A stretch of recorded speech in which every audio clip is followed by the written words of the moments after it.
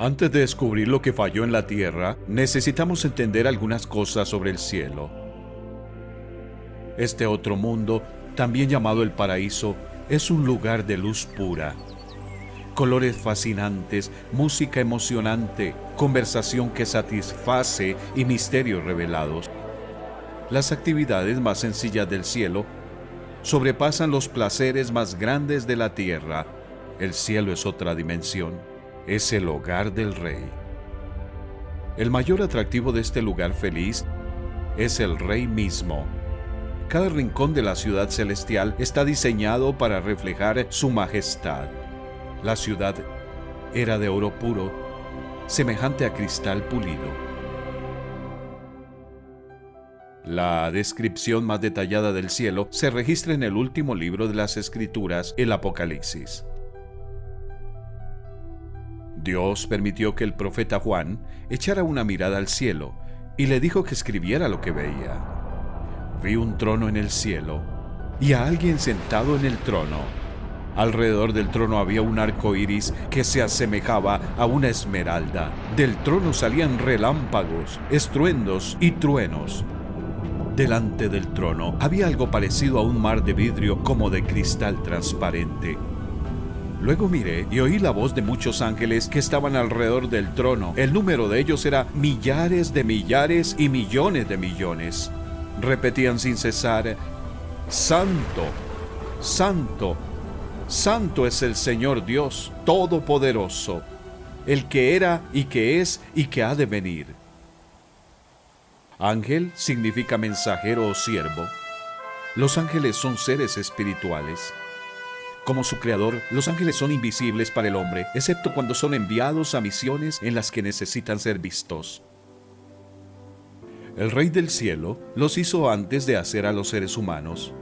En su libro nos dice que todos los ángeles gritaban de alegría al verle crear el mundo. Dios dio a sus ángeles la capacidad de conocer, obedecer, alabar y servirle para siempre. Los ángeles no eran esclavos de Dios. Igual que con los seres humanos, Dios no les obligó a someterse a Él. Quería siervos felices y dispuestos. Las Escrituras hablan acerca de un ángel de alto rango a quien Dios había dado gran inteligencia, belleza y poder.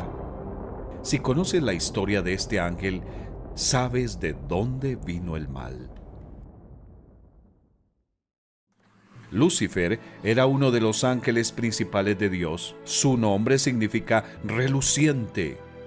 Las escrituras de los profetas describen a Lucifer como el modelo de la perfección, lleno de sabiduría y de exquisita belleza. Pero entonces Lucifer empezó a mirarse a sí mismo en vez de mirar a su gran creador rey.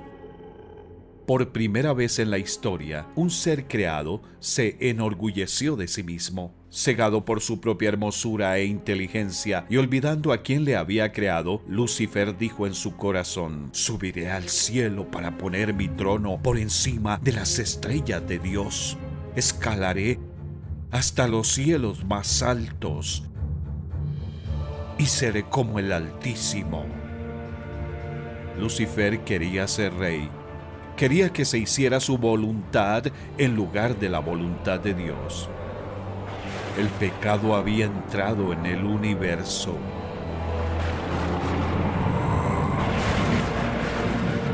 Lucifer convenció a un tercio de los ángeles a unirse a su rebelión, pero Dios, que no puede tolerar el pecado, los expulsó de su hogar celestial.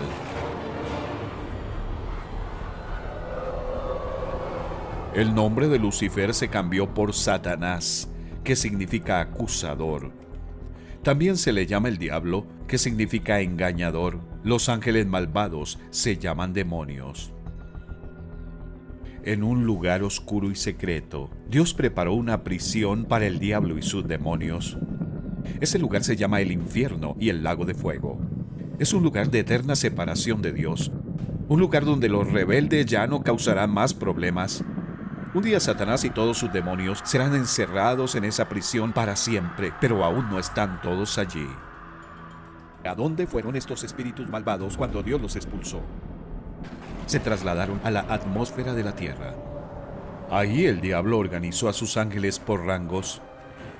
Si podía gobernar en el cielo, gobernaría en la tierra. Por eso las Escrituras llaman a Satanás el príncipe de la potestad del aire, el espíritu que ahora opera en los hijos de desobediencia.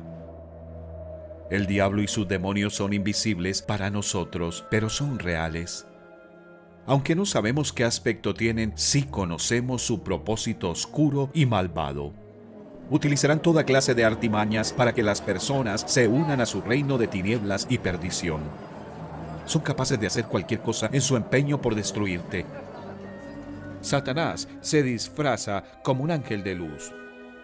Su enemigo, el diablo, ronda como león rugiente buscando a quien devorar.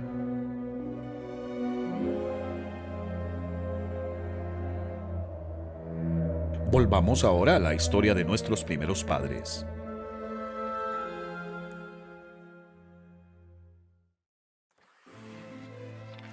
Las vidas de Adán y Eva estaban llenas de aventura y propósito. Cada día estaba lleno de asombro mientras exploraban su huerto inmenso, cuidaban de las criaturas y las plantas y probaban la comida.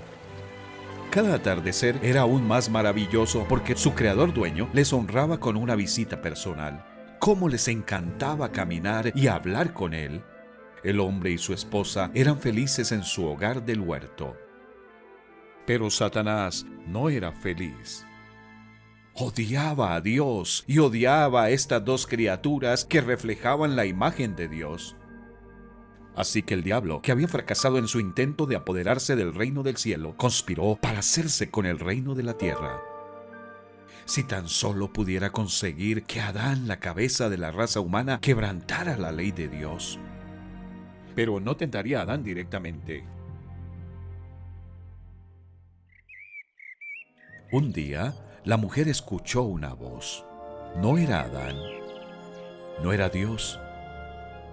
Era una serpiente. Para Eva, un reptil que hablaba no era más que otro nuevo descubrimiento. No tenía ni idea que el enemigo de Dios estaba utilizando a la serpiente. Tampoco sabía que Satanás quería usarla para tentar a Adán a quebrantar la ley de Dios. La serpiente había esperado pacientemente. Sus ojos calculadores acechaban a la mujer. Entonces, en el momento oportuno, les siseó.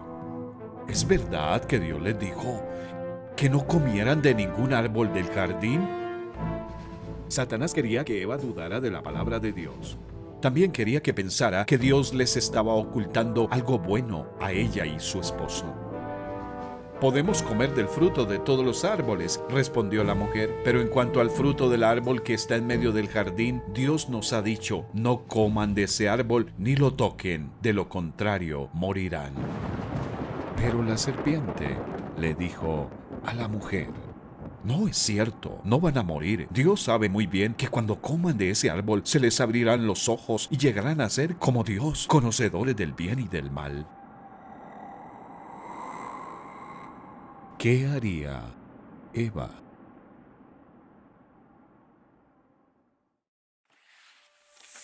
Dios les había dado a Adán y Eva la libertad de elegir entre hacer la voluntad de Dios o la suya propia. El Señor sabía que era mejor para estas criaturas especiales que Él había creado a su propia imagen. Quería que Adán y Eva confiaran en Él, incluso cuando no comprendieran las razones tras su gobierno. Solo Dios podía prever el alcance de las terribles consecuencias del mal. Y fue por eso que le había dicho a Adán, puedes comer libremente del fruto de cualquier árbol del huerto, excepto del árbol del conocimiento del bien y del mal. Si comes de su fruto, sin duda morirás. Pero ahora la serpiente le había dicho a Eva, no es cierto, no van a morir. ¿En quién debería confiar Eva? ¿En su creador o en una criatura? Esto fue lo que pasó. La mujer quedó convencida. Vio que el árbol era hermoso y su fruto parecía delicioso, y quiso la sabiduría que le daría. Así que tomó del fruto y lo comió. Después le dio un poco a su esposo que estaba con ella, y él también comió. Ella lo comió, él lo comió. Eva comió el fruto prohibido porque las trampas de Satanás la engañaron. Adán lo comió porque escogió intencionalmente ir por su propio camino en vez de ir por el camino de Dios. En lugar de someterse a su Creador santo y amoroso, la humanidad se rindió ante el enemigo. Nuestros primeros padres pecaron.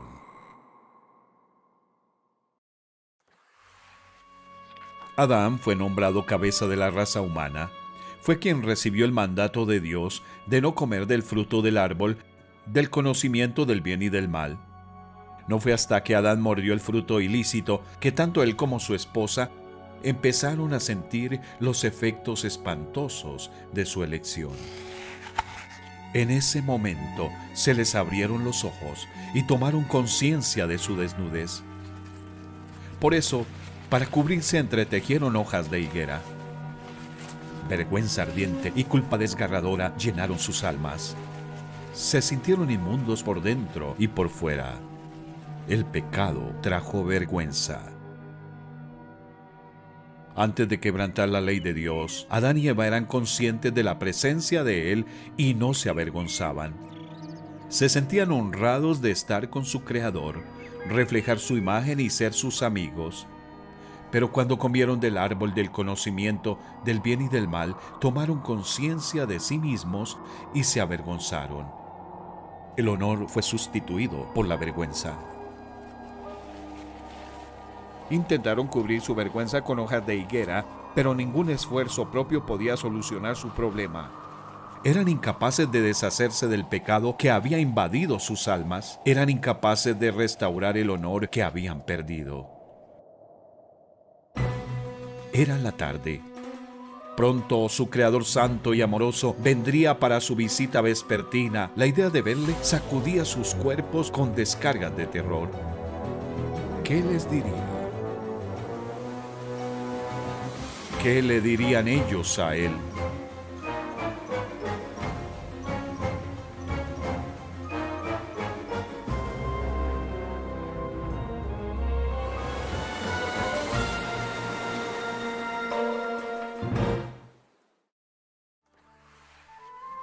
Antes de desobedecer a Dios, Adán y Eva se regocijaban al ver a su Creador dueño cada vez que venía a visitarles. Ahora tenían miedo. Cuando el día comenzó a refrescar, oyeron el hombre y la mujer que Dios andaba recorriendo el jardín. Entonces corrieron a esconderse entre los árboles para que Dios no los viera. Como niños desobedientes que intentan esconderse de sus padres, Adán y Eva intentaron esconderse de su Creador. Dios el Señor llamó al hombre y le dijo: ¿Dónde estás? El hombre contestó: escuché que andabas por el jardín y tuve miedo porque estoy desnudo. Por eso me escondí. ¿Y quién te ha dicho que estás desnudo?, le preguntó Dios. ¿Acaso has comido del fruto del árbol que yo te prohibí comer? Él respondió: la mujer que me diste por compañera me dio de ese fruto y yo lo comí. Entonces Dios el Señor le preguntó a la mujer: ¿qué es lo que has hecho? La serpiente me engañó y comí, contestó ella. ¿Por qué querían esconderse Adán y Eva de Dios? Porque habían pecado. ¿Por qué culpaban a otros por su pecado? Porque estaban avergonzados. Adán y su mujer ya no mostraban la imagen santa de Dios. En lugar de reflejar la santidad y el amor de su Creador, ahora reflejaban la rebelión y el orgullo del diablo. La primera pareja había llegado a ser como una rama rota de un árbol vivo. Su pecado había roto su relación con el Rey del universo. Espiritualmente estaban muertos. Su pecado les había separado de la fuente de vida eterna. Físicamente seguían vivos, pero el proceso de envejecimiento había comenzado. El poder de la muerte había invadido sus cuerpos. ¿Cuál era la causa de toda esta muerte y destrucción? El pecado.